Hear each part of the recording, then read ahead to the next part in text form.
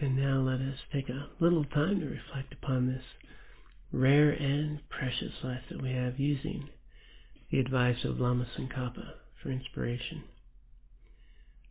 This opportune physical form is worth more than a wish-granting gem. You only gain its like the once. So hard to get, so easily destroyed. It's like a lightning bolt in the sky. Contemplate this, and you will realize all worldly actions are but wind or chaff. And night and day you must extract some essence of this life. I, a yogi, practiced in this way. You, wanting liberation, should do the same. Oh yeah, we didn't die last night. We have awakened one more time to this rare and precious human birth, favorable to Dharma practice. And what an incredible opportunity it is, and so important to really bring that to mind each and every day, that we do have this opportunity.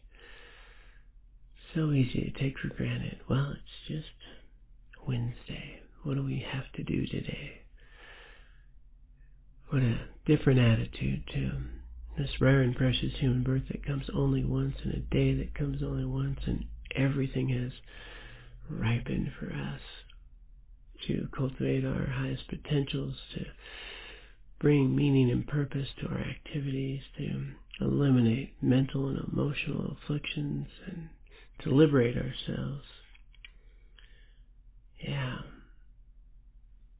A couple of different perspectives there.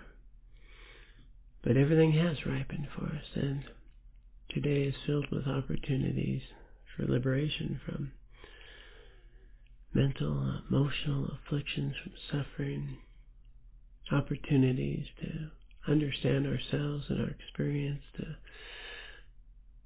really engage in this life in ways that are meaningful and productive.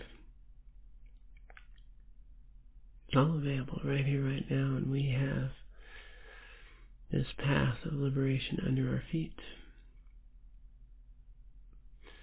And if we contemplate this, as it says here, we'll realize all worldly actions are but wind of chaff. Well, they're talking about the 8 worldly concerns, the things we get all caught up in, the quest for grasping and clinging and imprisonment that looks like the source of our happiness. So I do hope this week, as you've been focused on the 8 worldly concerns, you've seen opportunity to transform those worldly concerns into a path of liberation.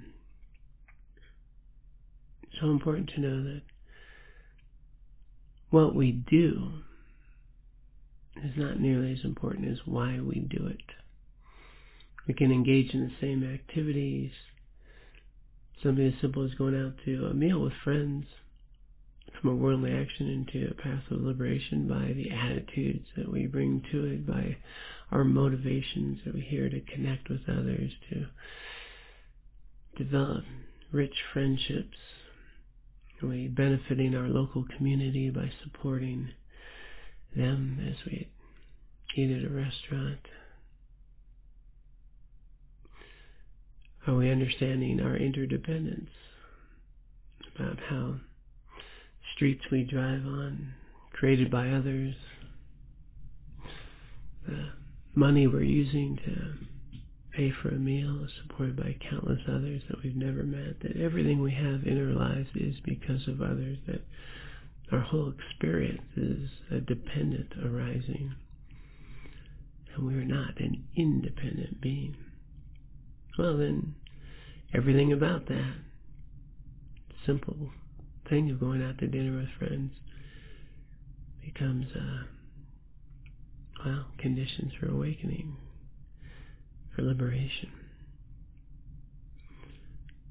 So let's remember, as we are aware of these 8 worldly concerns and how they arise in our lives,